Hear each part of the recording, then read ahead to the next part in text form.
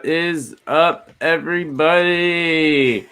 Welcome to another edition of Monday Nitro. Monday Night Heat. Am I wrestling somebody today? What's going on? Hey, we can set it up somehow. I would love to. Monday Nitro. I feel like I should have like a mascot or something. I will take a bump like the best of them, and that I can promise you. But welcome everybody once again, Monday Night Heat. If you're not familiar, we are the same as the guys that host Hobby Hotline, with a combined over 200 years experience in the hobby.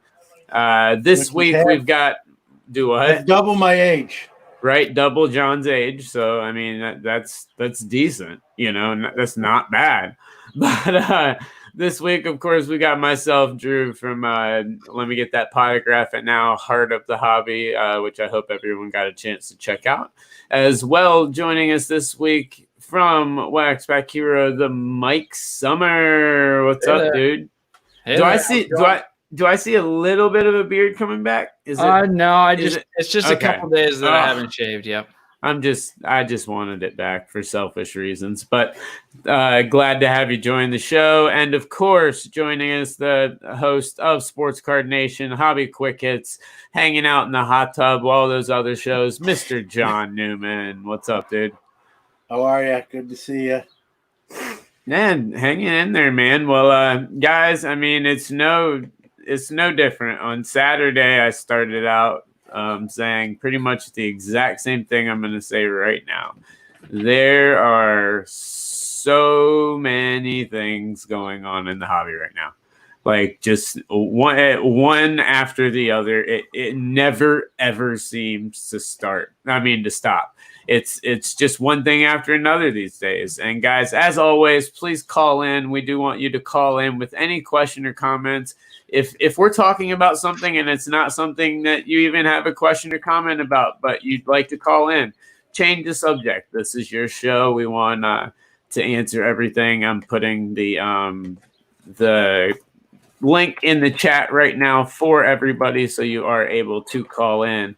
But guys, I wanted to start the show. We kind of touched on it a little bit and on Saturday, but there's multiple massive sales that are going on right now that either were just completed or that are going on right now. And one of them just set an all-time record, and that, of course, being the LeBron Exquisite rookie patch, the 9.5, which went for a staggering $1.8 million.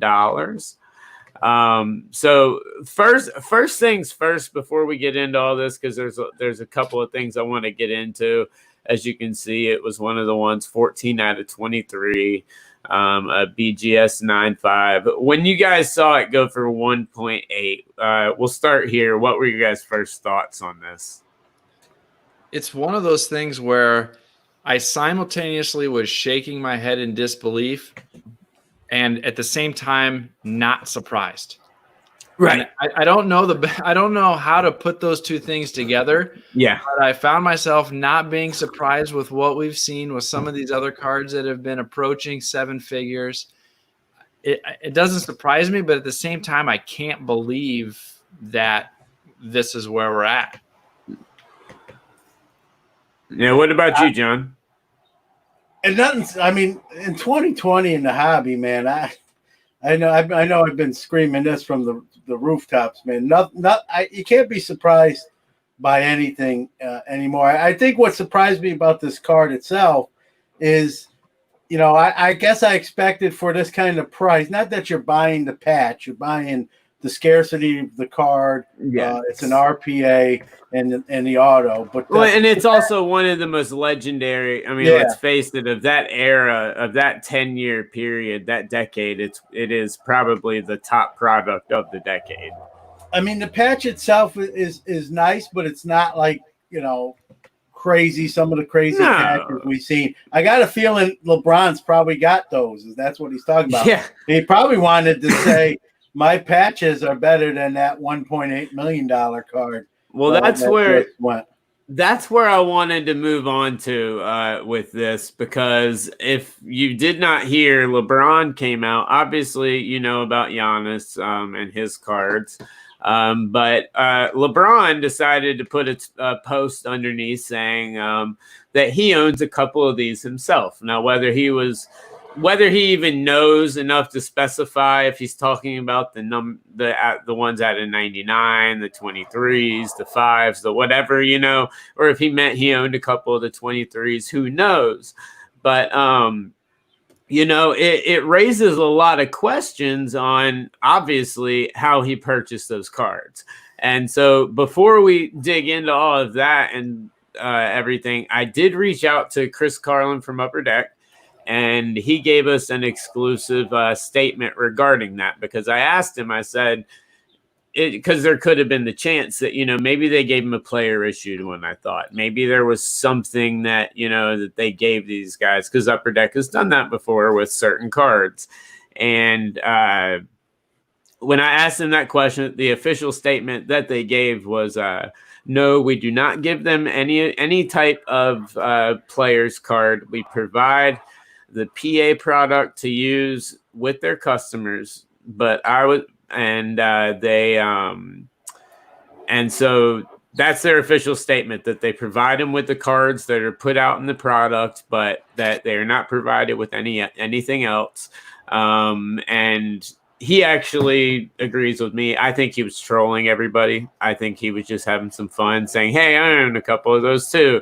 Especially, he probably saw the Giannis stuff, since it did get kind of blown out of proportion. I think he was just trolling people, but Upper Deck, at least in terms of that, Upper Deck did not give him 1 in 23. And as far as I'm concerned, and as far as I can tell from the research I've looked at, all 23 were put into the packs.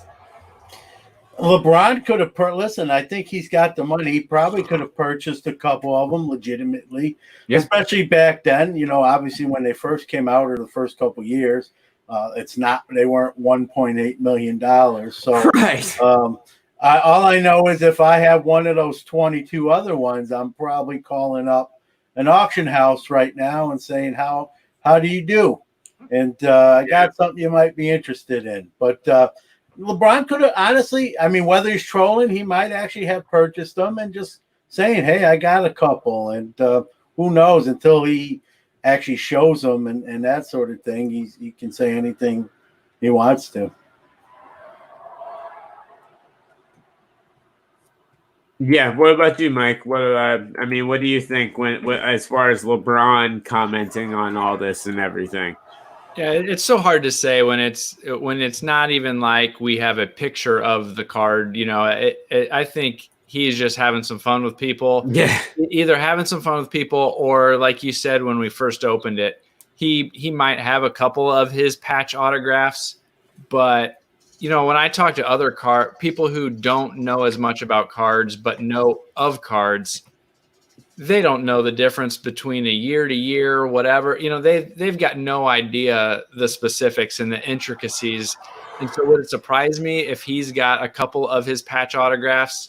No, not at all. Right. Do I think that he really knows the difference between his rookie patch autograph numbered to 23 and some other patch autograph that he's had issued? I doubt it. I would be hard pressed to believe that even if he does have some, that he knows enough about it to have the exact ones that we're talking about here. So question for you guys real quick. It was a record $1.8 million. And from, like Nick Gable just said, it's one of two that's graded 9.5. Those exquisites are just like immaculate and stuff. They're hard to grade nicely. As nice of a product and as legendary of a product as it is. But question for you guys, how long before that record is broken at the rate we're going now for single card? Because, we're going to have a massive sale here shortly, which we can touch on in a little bit if you'd like. But how long before that 1.8 is broken, and what do you think breaks it? Well, I was going to say the case of 86, 87 flip basketball might do it, but you put the qualifier on a single card. This one might hold up a little bit longer than the Trout and the LeBron and the MJ logo man. $1.8 million is I don't need to say this is a lot of money. It's a lot of money for one card. Yeah. You know, you could put another qualifier. I mean, you know, this would go into the modern category. Would a vintage card might a future vintage card that comes to light that's graded might overtake it, but modern cards right now it'll probably have to be something of the same ilk. Maybe another LeBron RPA that's graded higher. Maybe there's a 10 or someone that has one that hasn't graded it yet says, all right, now it's time to get this thing graded and see if it can pull the 10. And then I call an auction house and list it because it should get more than the 1.8 a 9.5 did. So there's so many variables and outliers, but it'll probably be a card of the same ilk that's just graded higher. Yeah, I would say the same thing. I don't know that I would go any different from a modern card.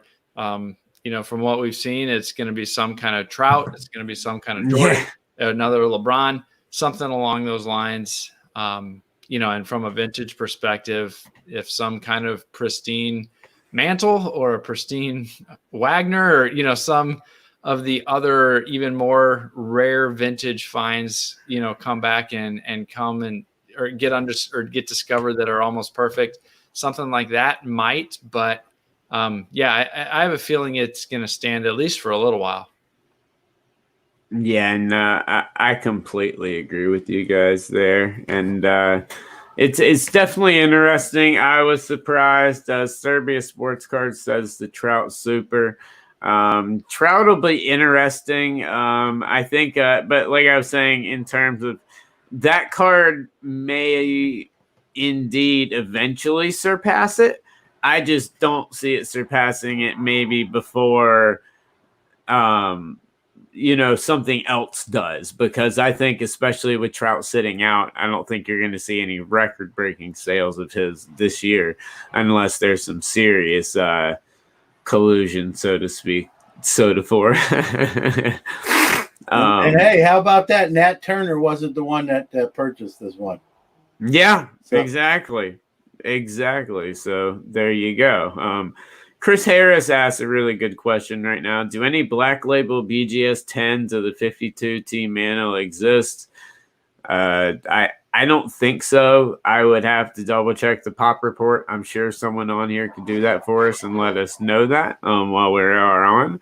And guys, as always, please call in with any question. If there's something in the hobby this week that just something that really grinds your gears, that you want to get off your chest, anything, call in, join the show. I've put the link in the chat a couple of times. I'm going to put another one right now, so you are able to just click that link and call right in. You don't have to have a webcam. You can just use your phone, but feel free to call in. But and I'd love to hear if anybody's picked up something great for their PC that they've been trying to track down and had a positive experience of landing something that you've been chasing for a while. I'd love to hear some of that kind of stuff too.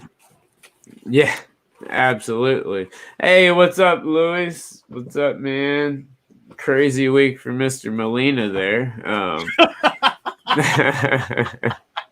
We can definitely say it's. Hey, does he want to call in and? Hey, Louis, call in and talk about what's going on, so you can set the record straight and have all this false information that's out there.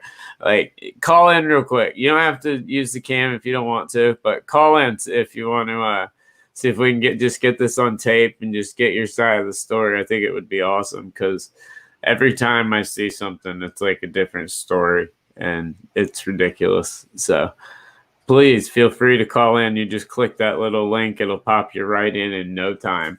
But it's been quite the busy week, at least. At least in terms of newsworthy for Mr. Molina. But guys, John, you kind of mentioned it. We have a case right now. Well, hold on. Ziggy No has a question.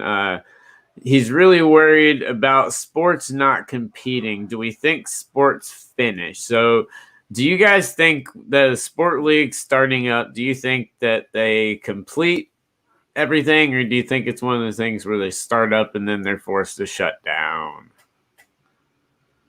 Who goes first here? Whoever wants to. All right. So I think flip the coin. I think baseball's got an honest shot. To do it. I mean, I played softball myself last night, and with some little social distancing, but we didn't wear masks.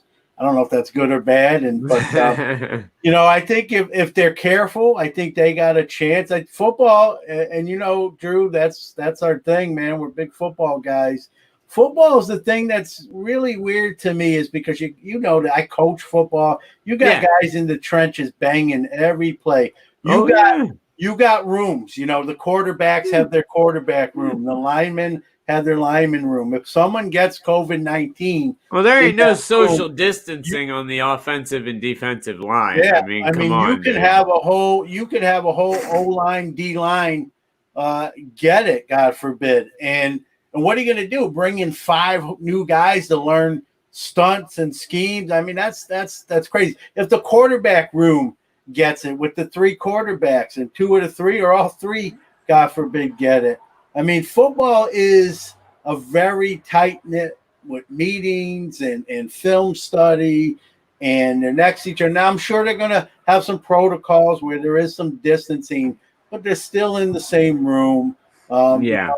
And so I think football has the toughest road to hoe, and now there's some problems that the players are now coming out and saying that the commissioner doesn't even have protocols yet, and they're behind on protocols. And I just heard that they're going to cut some preseason games now. So football, I think, is kind of the toughest one. I think basketball, if everyone stays in the bubble in Orlando and abides by that, they got a good shot to finish it. And I think the NHL is similar. But I think NFL, if we're ranking them, they're going to have the most difficulty just based on the sport and the way stuff happens off the field. Really? Yeah. Okay, Mike, I want to hear what you got to say, and then I got a couple of opinions on that one.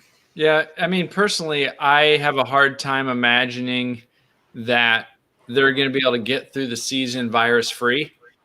Well, that's crazy. That's crazy to think that. That's crazy. There will be some players that contract it. Will it be widespread enough that they can't continue? I don't know. I doubt it. I don't think that we're going to see. Well, let me put it this way.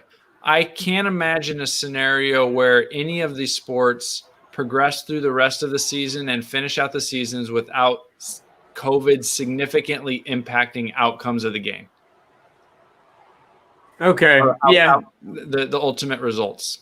Right. Yeah. And I agree there to an extent. But John, I kind of disagree. I think football is the one that's almost a guarantee. I think football has the major bonus of playing a lot of it scheduling, a lot of hot weather when we get towards the December, that type of area. That's when you might see an uptick in things. I think I would hope everything by then you would get a little bit better, protection for it. Some people might go down, like you just said. You'd be crazy to think that no one would test positive and get COVID. That it's going to happen. It's going to happen in all the sports. Players already tested positive. Yes, but I mean, during the season, like while it happens, I think it's going to happen. I think people are going to have to take time off. But I do think that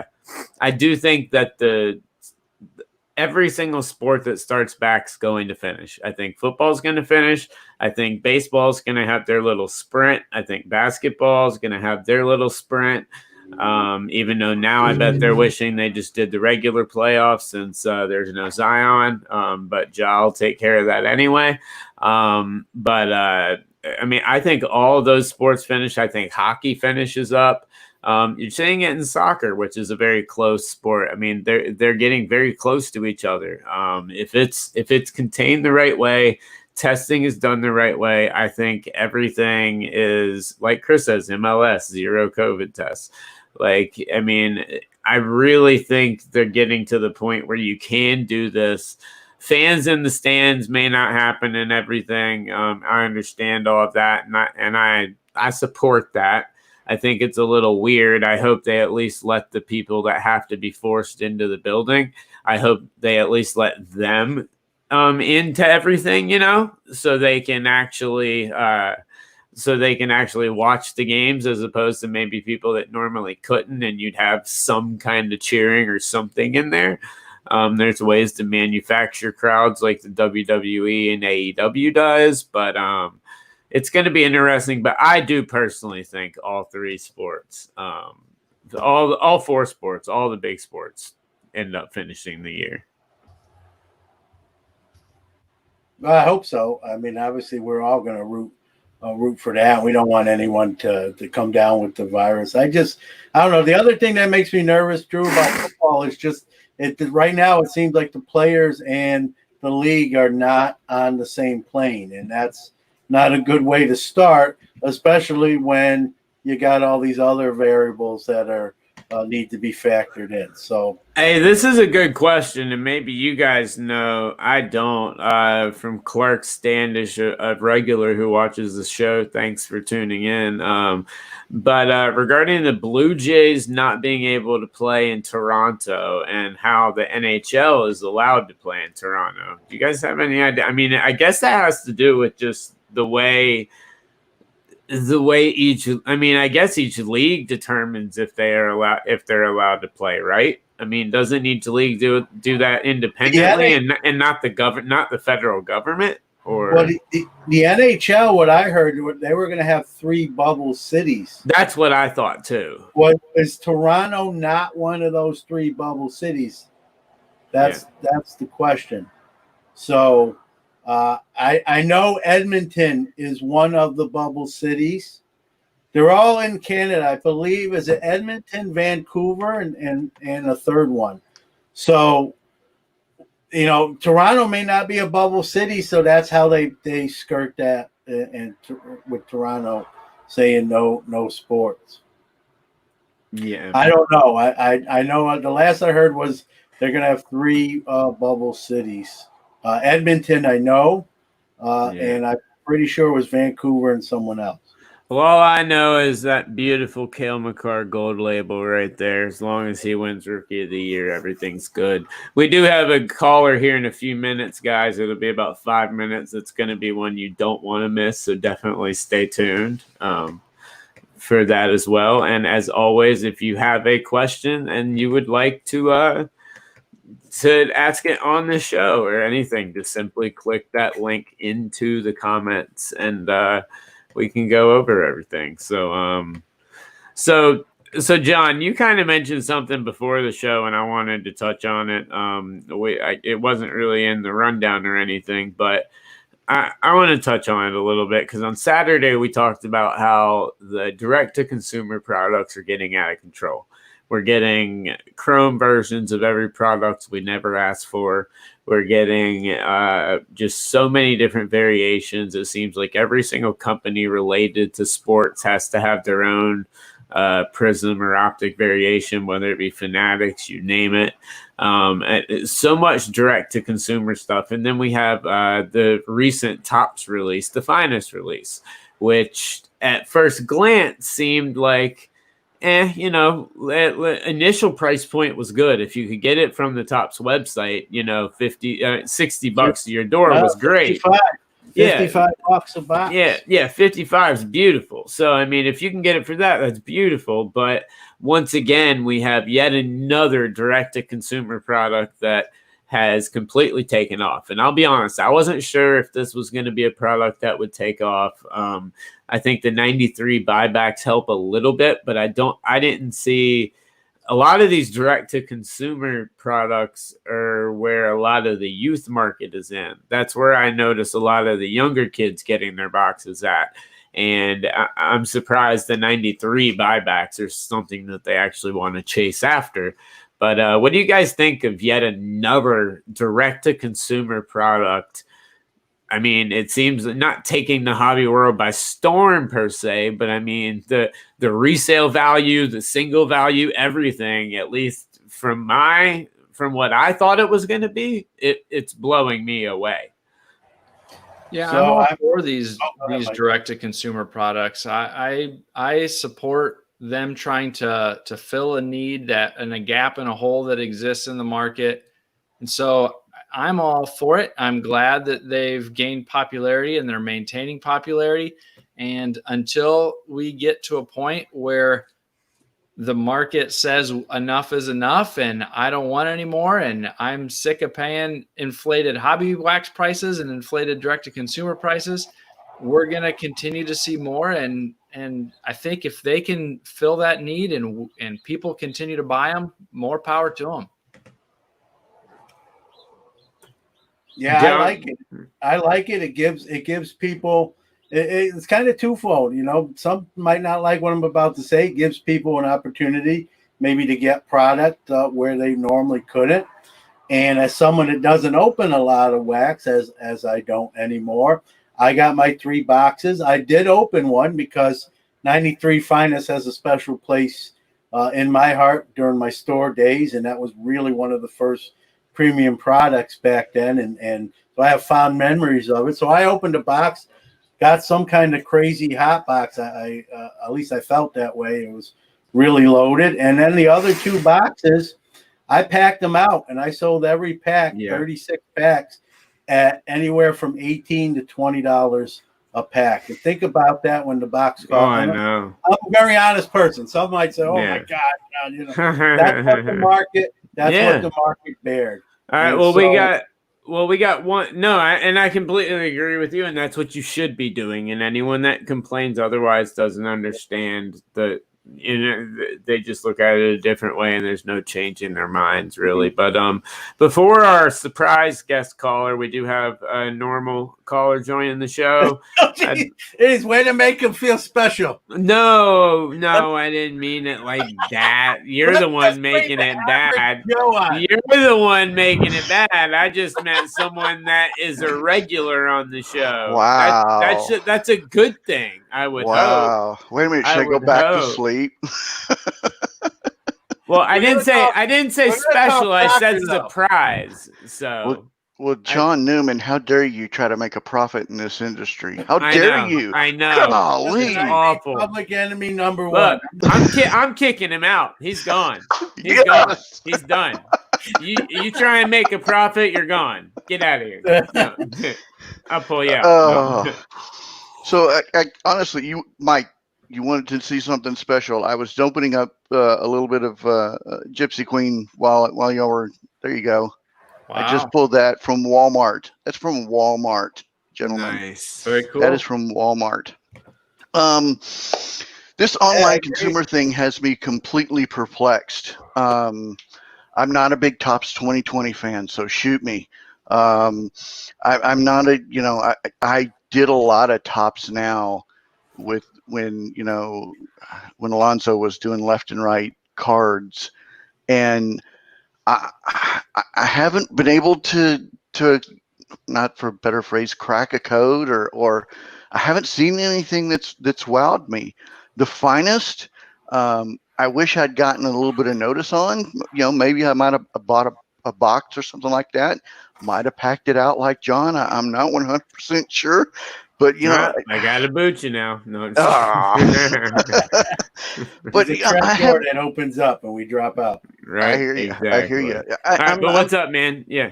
I'm just a little overcautious on it. I've seen where it's taken people a long time to get their product back, their product that they've ordered. I'm still Topps Future Star. They're still a month behind. T206 right here. Yes. Project 2020 from 3.5 months ago, right here. Yeah, so I mean, yes, they're. I know what they're trying to do, but it's just not working. Because they don't have the infrastructure. They don't have the infrastructure. But you put the infrastructure in play. Yeah. Like Upper Deck.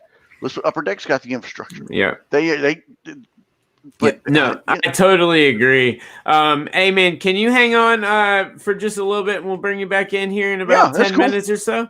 Okay, cool. Because I definitely want to bring you right back in. But on the line, we're going to bring him in now. We asked him to come in earlier, John, to explain his side of everything that's going on. Mr.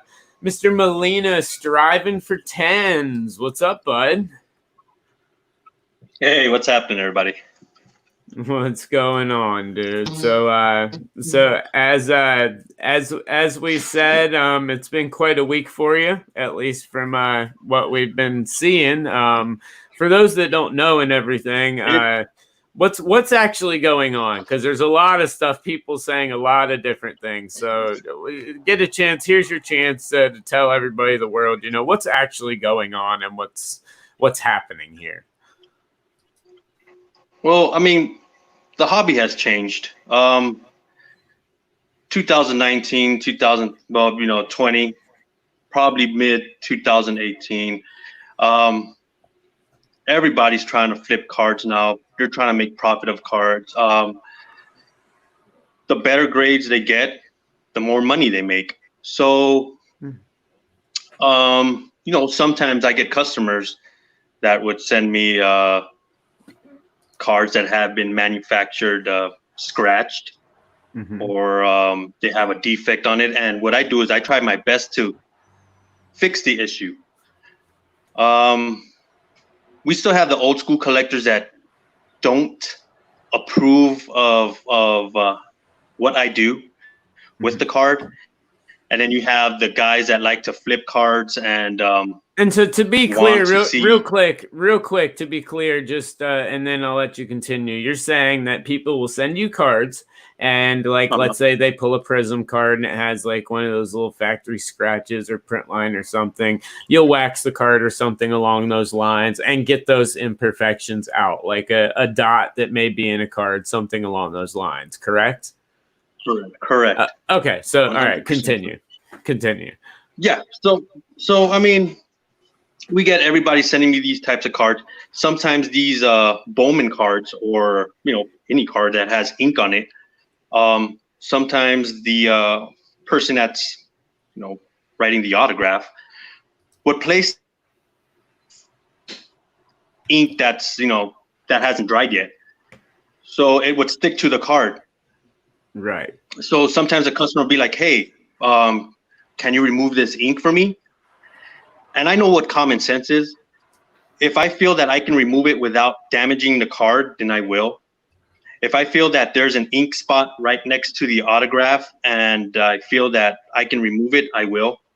Now, if there's an ink stain that connects to the autograph and I know that I can potentially damage the autograph, I will not touch that at all.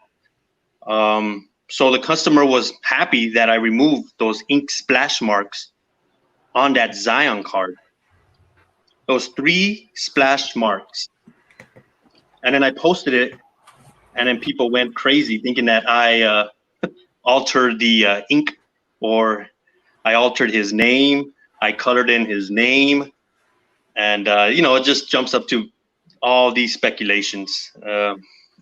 So it is what it is. So, all right. So you've got that put in, and then is it true that PSA and the other grading companies will no longer accept submissions from you? This is the thing. And back in 2018, I had a PSA account.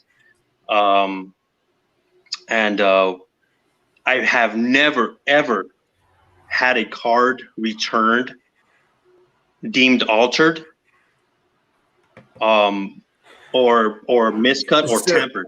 Okay, so never. You don't. So you've never had any of those released, and it sounds like have they banned you though? Have they? Just yes or no, real quick, because I have a follow up. They banned, yeah. Okay, they banned me did. In 2018.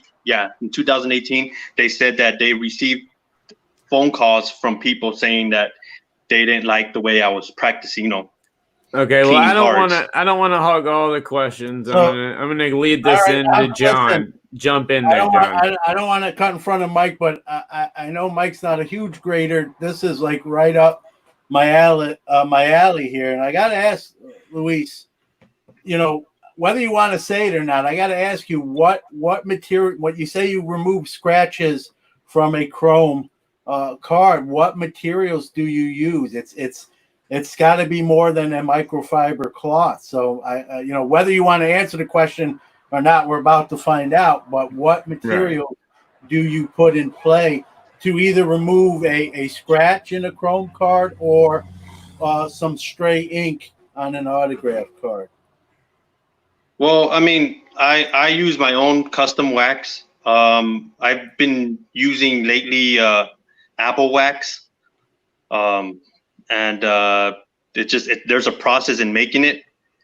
A lot of the times people say, "Oh, you use McGuire's," which I don't use that anymore. Okay, here's my thing, listen. First off, before I bat you over the head, let me say thank you for being honest and answering the question. Yes, 100%. Do that. Yeah, I've graded. I think I figured it out a couple months back. Over 4,000 cards, and I've the closest I've come to what you're doing is wiping a chrome card with a microfiber cloth that I'd wipe my phone screen with. I think I'm going to speak for myself here. When you start using additives and homemade, concoctions and stuff, that's to me, it's doctrine. It's not much different than a pitcher, bringing an emery board out to the mound or pine tar on the under his hat. And that's a bad analogy, but you are using something to alter the card from its original form, much like someone would trim. And you're right. And why do you do it? Because I'm in this category. As someone who grades cards, you want as many 10s as you can. Of course you do.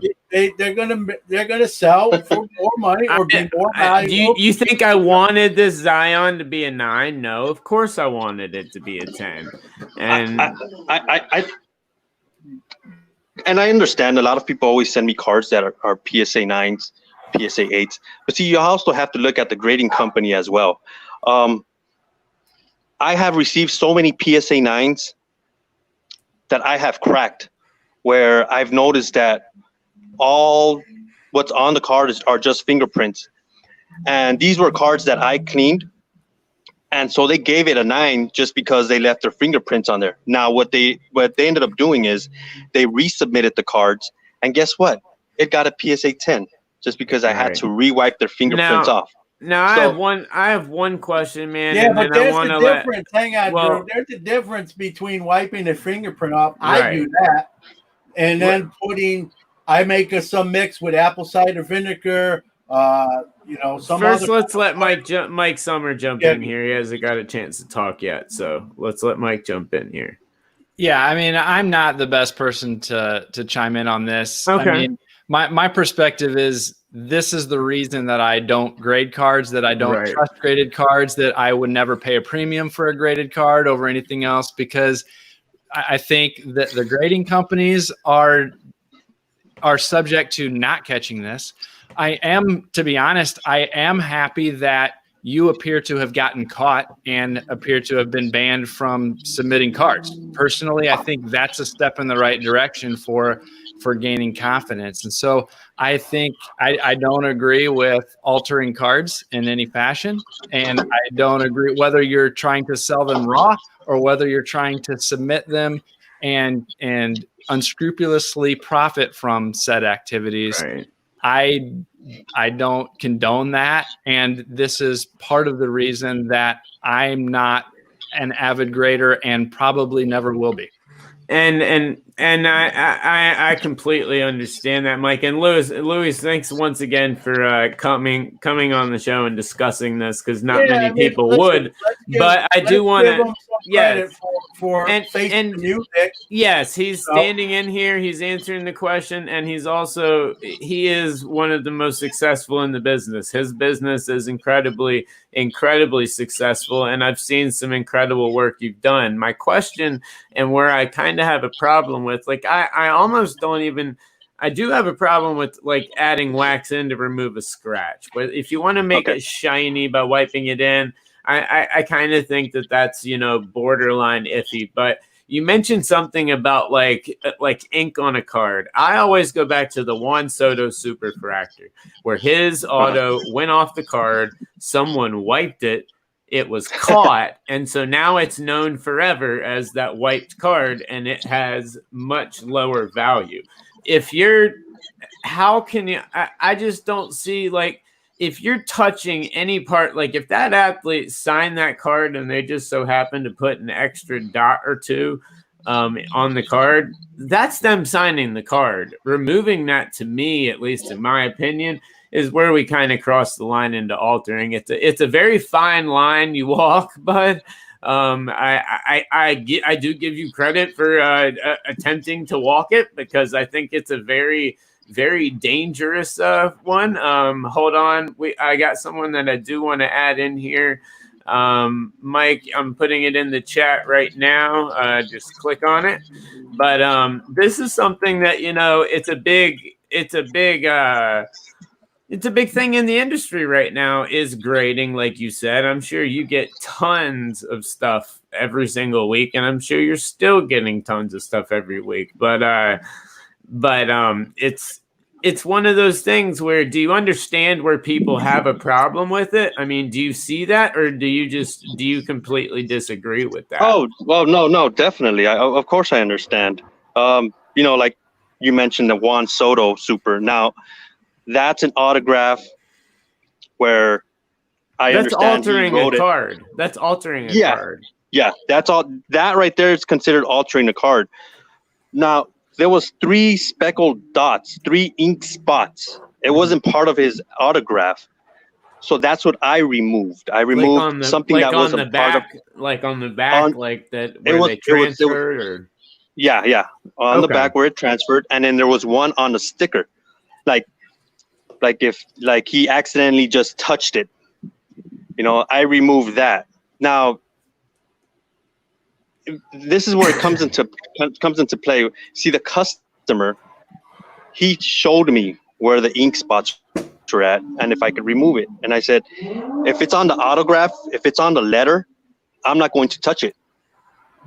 But if it's separate from his autograph, then I can, and I will. And there's a thin line between removing his signature and removing ink spots or ink splash marks. Here's the thing. So a couple things. I want to piggyback off something Mike said, because as someone who's I love grading. I have a lot of graded inventory. I sell a lot of graded inventory. This is exactly what Mike is exactly right. This is the kind of story that turns people off to grading. It's a bad look for the niche, and it hurts the people who are doing it above board and in the right way. And I know you talk about like stray spots, but here's the thing. And I'm not Juan Soto, but if I buy, if I sign something and then someone alters my signature, that in a sense that's a contract, and you're altering a contract. Hey, John, real fast, we do have someone who wanted to call in and speak on this topic as well. If it's cool, go on and bring him in, or did you want to finish up real fast? Or? Well, I'm just saying, I understand why someone would want the ink spots off. I'd probably want them off too. Right, I just wouldn't go to that route to do it. Right. All right. Well, we are adding in now to the stream Mr. Mike Gio. What's up, bud? What's up, Drew? How you guys doing? Doing good. Thanks for joining the show today. So what's going on, bud? I gotta say, this whole discussion, can we just all admit that every one of us in this hobby, we're thrilled when guys are doing this and our cards were gemming? what a bunch of, not you guys maybe, but some of these callers and comments, what a bunch of white knights. Dude, this is such a joke. This dude has been doing this for years. Yes, he has. I've used them to clean my cards or whatever. Now it's called altering because guys are swiping cards and guys are taking the ink so it doesn't run off a card, and now cards are gemming. He got popped. It is what it is. But I love how everybody's like, oh, people like this are ruining the hobby. Shut up. What a bunch of nonsense. Everybody in their mother. So Mike, like I'm sorry, Mike, you don't speak for me. I've graded 4,000 cards. I've never done this. So if I if I don't appreciate it, don't speak for me and all this white knights. You come in here and you want to defend that, that's fine, but don't kick the people doing it the right way in the teeth. Don't kick the people in the teeth doing it the right way. If you want to say what Lewis is doing is not wrong, that's fine. That's your opinion. Don't tell me the 20 years I've graded in the 4,000 cards I've never altered, I'm a white knight. That bullshit, dude. Go shit in your hat. If you've never done it, that's one thing. I'm telling you though, a lot of these guys who have commented on Facebook in the last few hours, because there's been thousands of comments on this, are guys who did this all the time. Right. And I'll agree with that. That's being a hypocrite.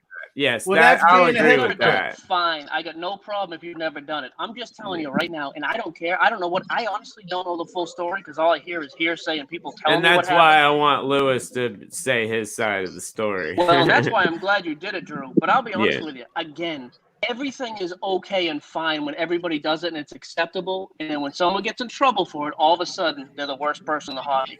If you've never done it, no problem. Then, yeah, I'm not talking about you or speaking for you or anything else. I'm just telling you, this is the same thing that comes up anytime something happens. There's this pile-on theory. It's a mob mentality on Facebook, like always. Everybody's got to be the first to make this awesome statement calling somebody out. 99% of these people are just children who have been doing this and using the same service before. Now, there's a limit. I'm with you. I'm about ethics. I'm not trying to say you should do anything you want to a card. Waxing, certain things like that, to me, go over the line. I just think it's funny the amount of people speaking out right now, and I know most of these guys have been doing this for years and never had a problem with it. Well, let me speak to that. In that case, Mike, you're right. And what's the word for that? They're hypocrites. Yeah. They're criticizing someone for doing something that they partaked in knowingly. And but I don't think you can't make a blanket statement that everyone pays for that service or uses that sort of service. And you kind of came in with both guns out shooting. Absolutely. Mike comes out with two guns. Mike always has two guns out ready shooting. Mike stays strapped. It's always ready to go. But before we since we do have about 10 minutes left, Lewis, while we do have you still and everything, before we wrap this part of the combo up and everything. So what's going on now, at least with everything? Are you going to continue doing the Strive for 10s? Are you going to alter the services that you give? You know, what's next? You know, because like Mike said, you know, there's so much bullshit out here. You don't know what to believe. You know, what's actually going on and what's going to be going on in the future. Well, definitely no more videos. Definitely no more pictures. So I'm going to continue doing what I'm doing, fixing any errors. I mean, there's a lot of guys that don't want to send their cards back to Topps. There's a lot of guys that don't want to send their cards back to Panini. So they end up sending it to me first to see if I could fix the issue. So I'm going to keep on doing what I'm doing. As far as, you know,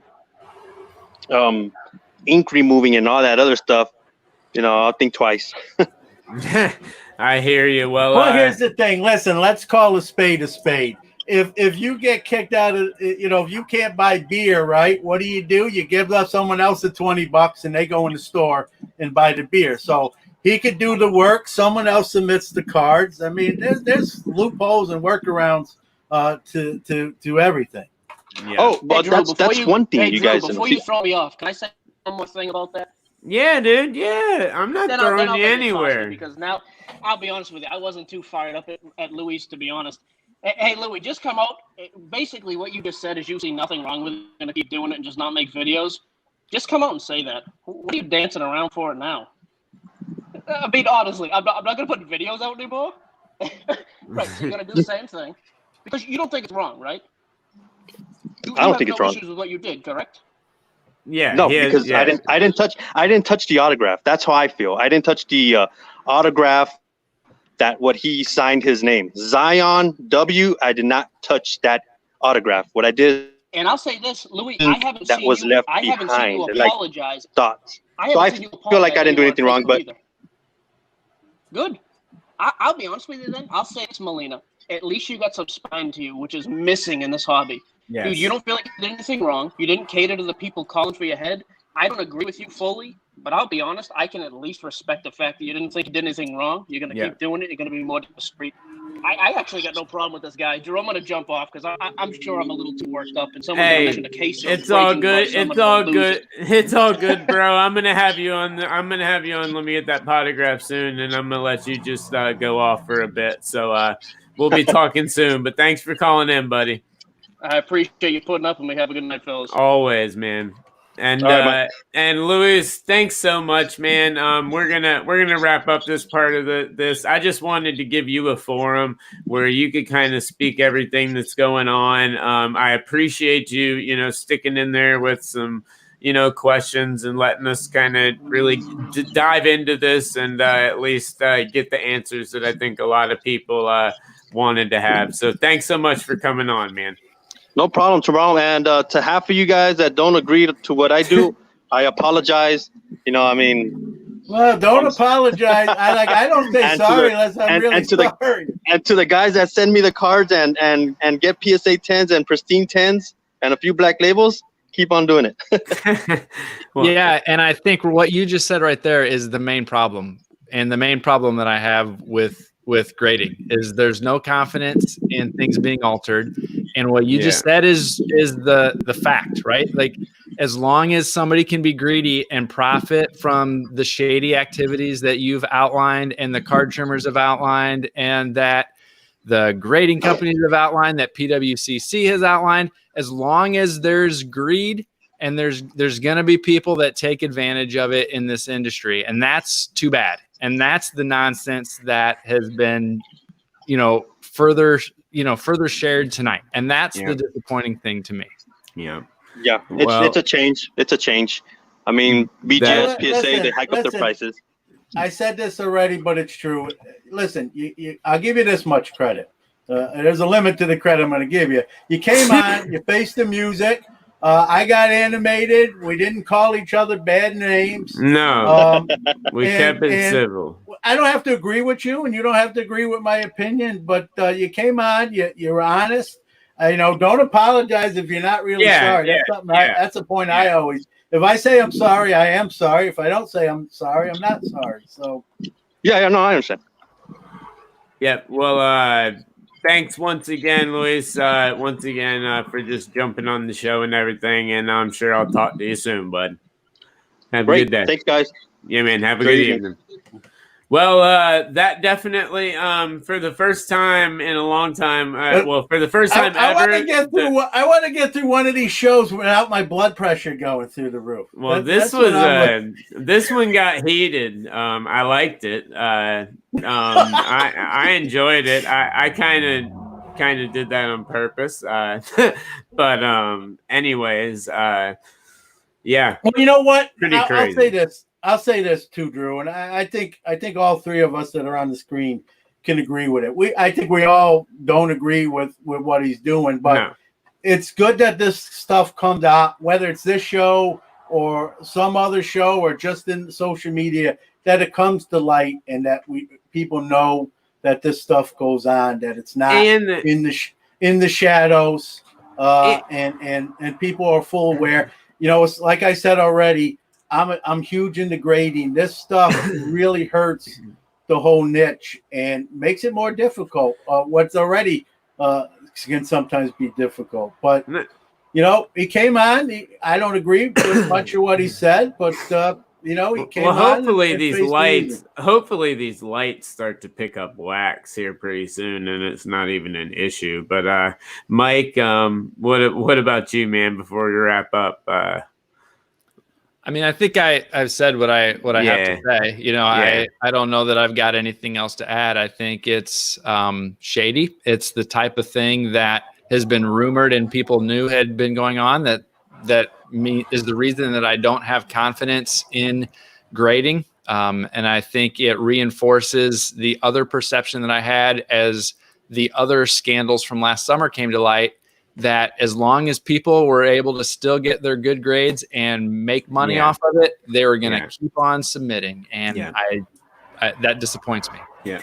All right, guys. No, I completely agree. And I do want to point out, just like Nick Gable said, Lewis is by far not the only person doing this. And he was obviously the one that got quote unquote caught doing something, but there are many, many different people that are out there doing this. And then there are many people doing much worse things that are 1000%. There is no gray area, which there's no gray area with me on this, but to some there may be. There's people that are doing some awful stuff in this, as well. He is by far not the only one. But the reason that I wanted to have him on was with everything that just happened. You read 500 different Facebook posts. Well, you never know what the truth is. You never know what's going on. You never know what they actually said, what actually has happened. You never get the words straight out of their mouth.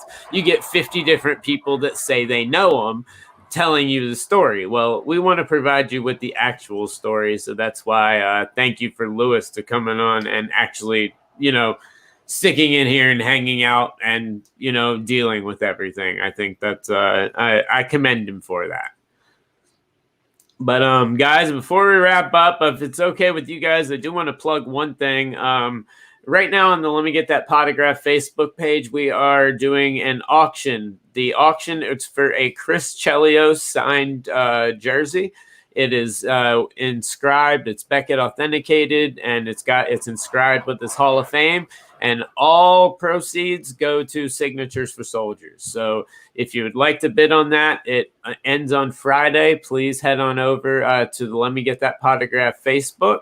And you can bid on that. Make sure you bid on the main screen so you're in the flow of the bid so your bid isn't missed. But just something we're trying to do to raise a little bit more awareness. But just wanted to drop that real quick, if that's okay, guys. Sorry, don't like to do too much shameless self promotion. We've all had Tim on our shows. It's a great cause. Yeah. I don't think anyone's going to object to that. And if you do, I don't know what to tell you.